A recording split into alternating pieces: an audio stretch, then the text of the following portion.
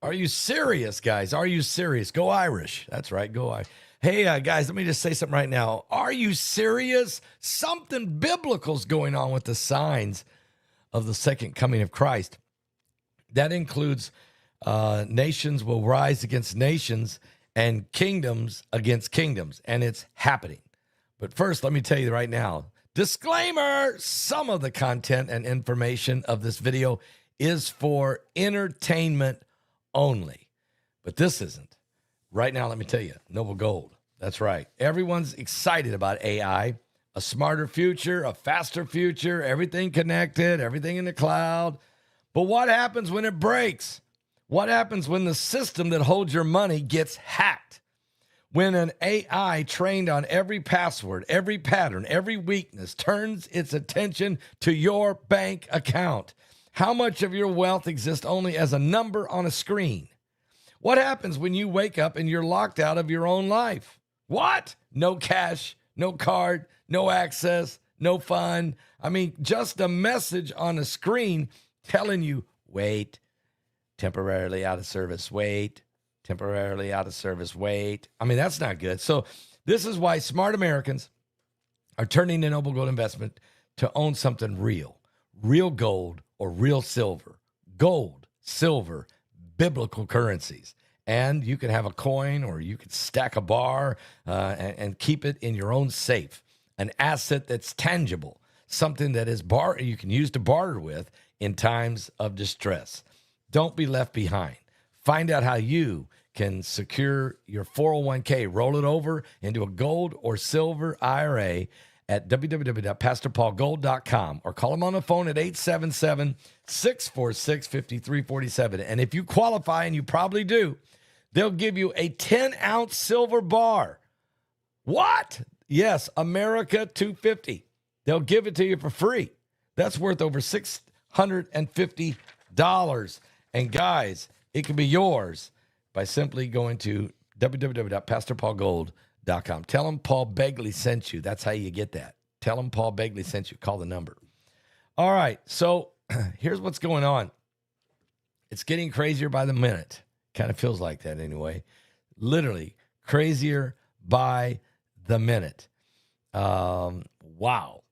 But your situation's developing this way. President Trump just arrived in Turkey. He just walked down the carpet with Erdogan, the leader of the Turks. And of course, Erdogan is trying to show him respect and trying to, because the NATO summit is in Turkey. And so before the NATO summit begins, Trump went early to meet specifically with Erdogan. Now, Erdogan wants to buy a bunch of F-35 fighter jets, and Israel doesn't want America to sell them the jets. Trump can't let Israel dictate everything America does, and Netanyahu can't let America dictate everything Israel does. I mean, that's just reality. But the media likes to make a big deal out of it, but really, that's just how it works in real life, okay? Real life. Anyway, while there, a show of good faith, Erdogan went ahead and said that the Turkish Airlines was going to resume its Middle East flights. Turkish Airlines announced a continuation, a restoration of its Middle East network following a temporary suspension of service. The carrier resumed flights already on July 1st to Abu Dhabi, the United Arab Emirates. Also, on July the 10th, they will begin flights going back into Saudi Arabia. On July 11th, Turkish Airlines will resume flights to Kuwait. And on July 16th, Turkish Airlines will resume flights to Bahrain. Okay? Now, already on June 25th, they've already resumed flights into Amman, Jordan. And on June 19th, they will be, on July, just effectively July 1st, they just started back flights into Beirut, Lebanon. Now, the only place in the Middle East that they're not going to resume flights is to Tel Aviv, Israel. I don't know why not. But anyway, services resuming.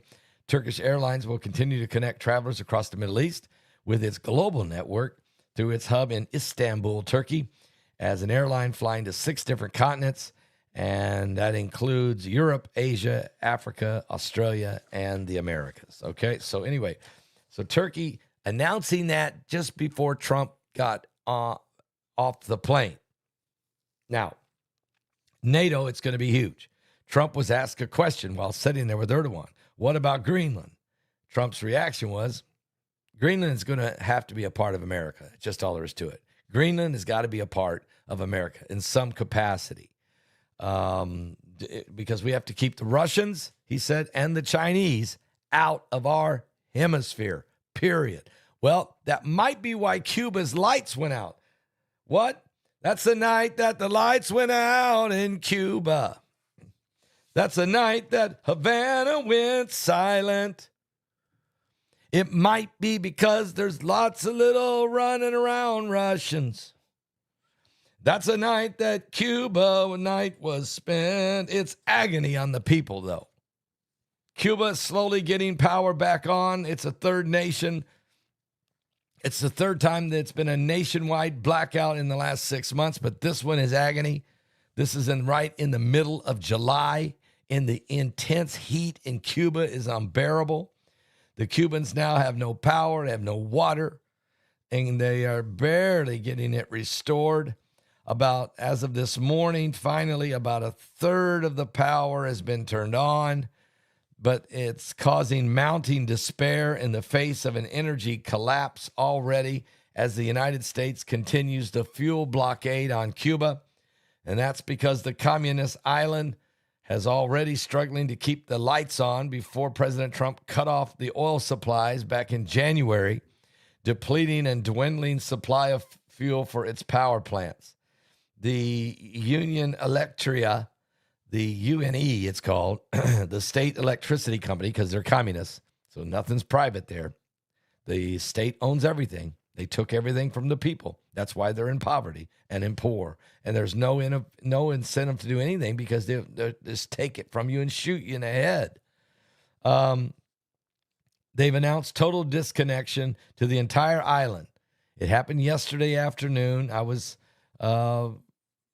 did a quick video during a lightning storm to let you guys know that. But 9.6 million people without power.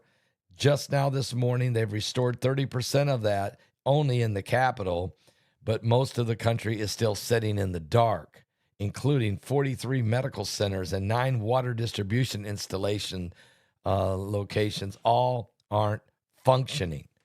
The blackouts, of course, and the heat is causing people to die of heat exhaustion.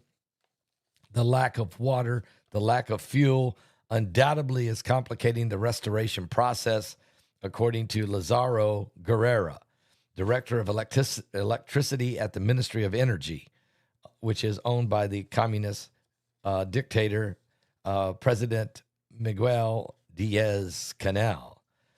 He's blaming the United States for their misery. He's not taking any responsibility for the fact that it is a communist nation. You know, I'm just wondering when the lights are going to go out in New York. I'm telling you, mark my word, mark this video. I'm just wondering when the lights are going to go out in New York City.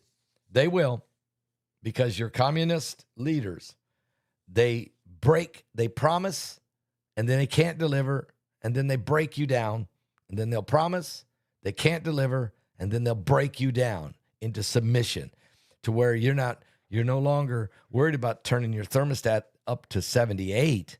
You're just worried whether or not you're going to be in another dangerous night in the dark. And then you'll just be glad to get anything. This is communist promise, undeliver, break you down. We've seen it in Venezuela. We've seen it in Cuba. We've seen it all over North Korea.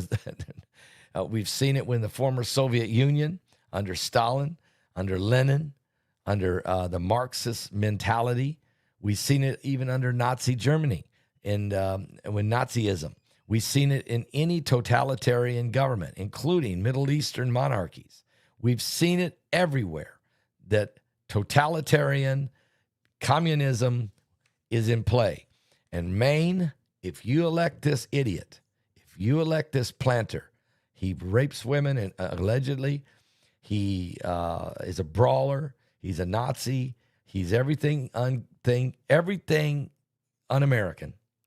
And if the Democrats put him in anyway, get ready for the lights to go out in Maine. Get ready with New York City. Get ready in other nations and other cities, sanctuary cities across America. You're about to fall into the misery of under communist leadership. You can cry to the federal government to bail you out, and we probably will. The federal government probably will. That means the rest of us free states will bail you out. But what you need to do is throw them out. Can I get an amen somewhere? Either we got to bail you out, California, New York, Illinois. I should really just say Chicago, New York, Los Angeles. We got to bail you out because you won't throw them out. Okay? And look how they've corrupted your election laws. Look how they corrupted all of your all the dead people that vote and everything else that goes on. Look at the mafia that runs Chicago. We're going to have to, I'm serious. The free state of Indiana, the free state of Florida, the free state of Oklahoma, the free state of Texas, Louisiana, Mississippi, Tennessee, Kentucky, the Carolinas, Georgia, except Atlanta, West Virginia, okay? And on and on and on. And yes, Oklahoma, Texas, that's Kansas, Missouri. Yeah, we're going to have to bail you out because you won't throw them out. And so Cuba has found out 65 years of communist rule. North Korea has found out third generation, getting worse by the day. This is what's happening. But meanwhile, let me move on. The United States, what's happening in the Middle East? Well, another tanker just got hit in the Strait of Hormuz. Iran threatens to ditch the talks with Trump. What talks? Come on, guys. There's never going to be any kind of an arrangement or agreement, and they're never going to keep anything. They're running around parading a dead Ayatollah around right now. Do you realize they're going to pack that guy's body around for 40 days? And they're going to run around and even into Iraq and anywhere else they can go, maybe Syria. I don't know where else they're going to go with him. Packing his dead body around, getting there and paying people to cry. Or no, I should say threatening people. You better get out in the street and cry or we'll shoot your family. I mean, this is what we're dealing with. Well, Iran's top diplomat said that Iran would not resume any negotiation with the United States after President Trump said the United States would finish the job. If a peace deal isn't reached, the talks are paused while Iran holds a week-long funeral for the former supreme leader, the Ayatollah Ali Khamenei, who was killed in a strike on the very first day of the war. A tanker transiting the Strait of Hormuz early this morning was struck by a projectile. According to the British Navy, Iran did not claim the attack, but state TV network and everybody else in the world knows they did it. NATO leaders have started a 2-day summit today. President Trump has already met and is meeting right now with Erdogan as Trump is expected to pressure the NATO allies to step up their defense spending some more. Trump has repeatedly voiced frustration over U.S. allies' refusal to join the war and to help against Iran. And so he is saying, you guys won't help me. You won't put any money in the pot to protect the world from these radical regimes. And yet you cry whenever they're stabbing people in your subways, burning down your churches, including the Notre Dame, crying because they're hijacking the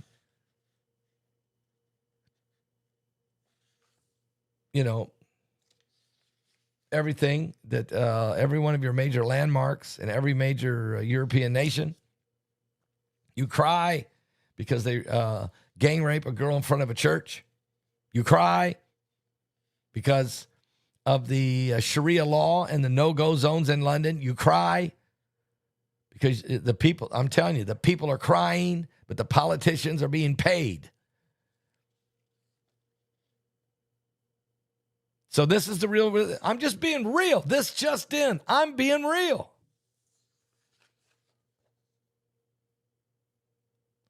Trump says he is very disappointed in NATO because they did not help him in this war against Iran. They don't pay their bills. They will expect us to do everything. And yet they want to be a close ally. But really what they are, can I say it? I will say it because I'm just a little preacher from the cornfields of Indiana. An ally is someone who helps in a time of trouble. A leech, a parasite or leech just clings on to whatever is actually alive and moving. That's the definition of what we're seeing. We're fighting, we're paying for it, we're standing up, we're dealing with the issues, and everybody else is leeching on. Just leech, just cling. I think that's what President Trump should really say. Are you guys allies or leeches?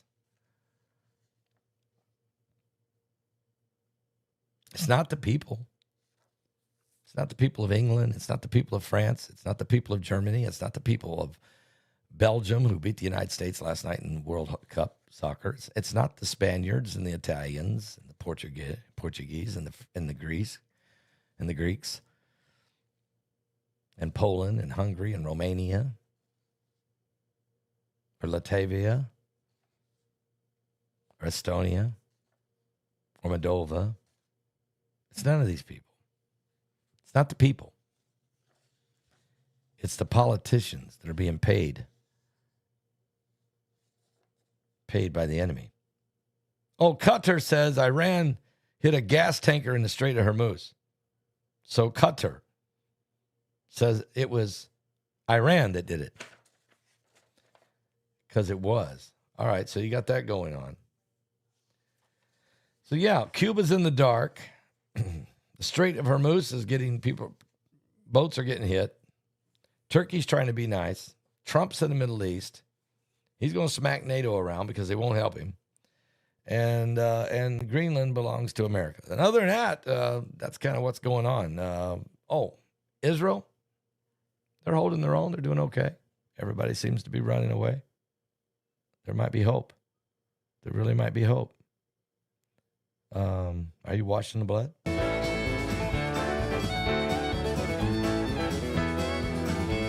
Serious. Have you been to Jesus for the cleansing power? Are you washed in the blood of the Lamb? Are you fully trusting in His grace this hour? Are you washed in the blood of the Lamb? Are you washed in the blood, in the soul cleansing blood of the Lamb? Are your garments spotless? Are they white as snow? Are you washed in the blood of the Lamb? Somebody shout. Oh, yes.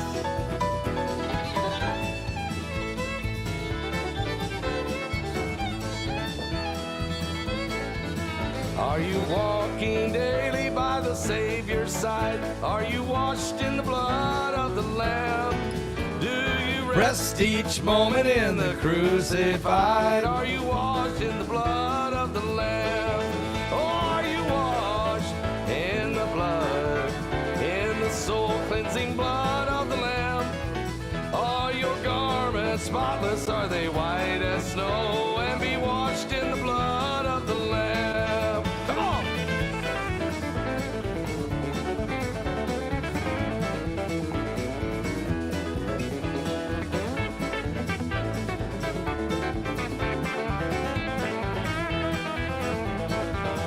When the bridegroom cometh, will your robes be white? Are you washed in the blood of the Lamb? Will your soul be ready for those mansions bright and be washed in the blood of the Lamb? Or are you washed in the blood, in the soul-cleansing blood of the Lamb? Are your garments spotless? Are they white as snow? Are you washed in the blood Lay aside those garments that are stained with sin and be washed in the blood of the Lamb. There's a fountain flowing for the soul unclean. Oh, be washed in the blood of the Lamb. Are you washed in the blood, in the soul cleansing blood of the Lamb? Are your garments spotless? Are they white as snow? Are you washed in the blood of the Lamb? Glory!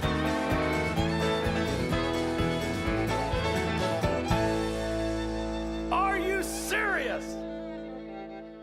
Oh, we're very, very, very serious. I'm telling you what, you want to be washed in the blood of the Lamb. Amen. I'll be back, guys, with more current world events. There's a bunch of stuff happening today. So I'm going to be busy, so you better stay with this channel because I'm going to be in and out doing videos all day long and into the evening. There's a lot taking place right now. And so this NATO summit is big. Trust me, it's more than just the NATO guys fighting over the who's going to pay the bills and why doesn't nobody ever help us.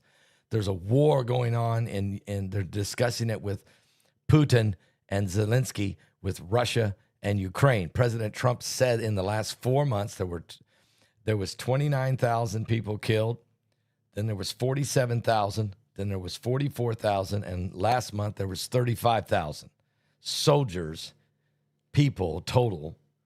Soldiers and civilians killed each month in this war between Russia and Ukraine. And it's just, and nobody's making any progress. The Russians might be making progress now. I think they've stepped up and got some new weaponry. So Trump is going to bring this to the table to tell NATO. So let's see what happens. Okay. Boot scooting, nuking, shooting, tooting, Putin is at it again. I'll be back with more. Give your life to Jesus Christ. And guys, we're running out of time. Don't forget, Summer Fire is coming up August 28, 29, and 30. I don't see my flyers. But anyway, August 28, 29, and 30, 3 days. And in Knox, Indiana at Community Gospel Baptist Church. Larry Ragland will be preaching Friday night, the 28th.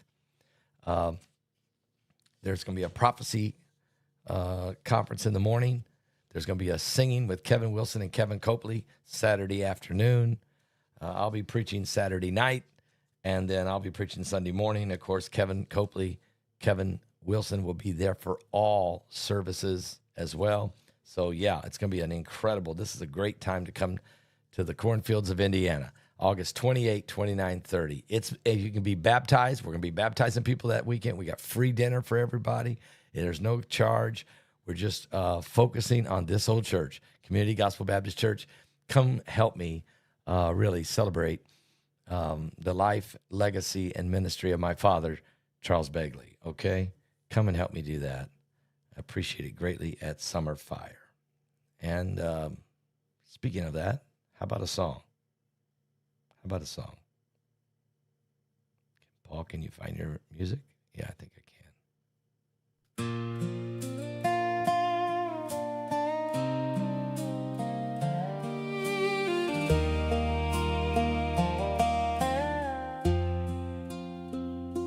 From the mountains of Hazard, Kentucky, Am I on Jim Baker today? to the cornfields of Indiana, Charles Begley found the courage to be strong. Born during the Depression and through World War II, his faith and love of God and country could be seen coming through. 65 years in love with my mama, his hands worked and tore the ground. He raised raised us 5 children, and the gospel was his sound. There's nobody that could be stronger. There's no one's faith that could last longer. The strength in Daddy's hands could be felt across the land. No one could be stronger. No faith could last longer. As he pastored in Stark County, Indiana, many souls the Lord would save.